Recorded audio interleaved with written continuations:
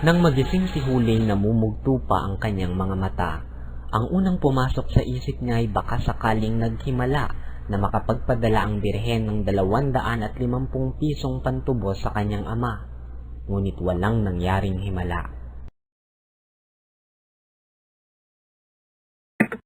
Nang mag-uumaga na, nakita ni Huli ang kanyang ingkong na nakaupo sa isang sulok at pinagmamasdan ang kanyang mga kilos.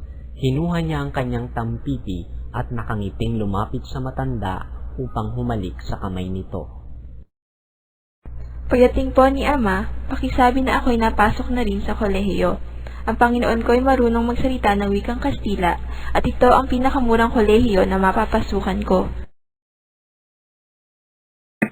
Habang nasa daan, napahinto si Huli at nanangis.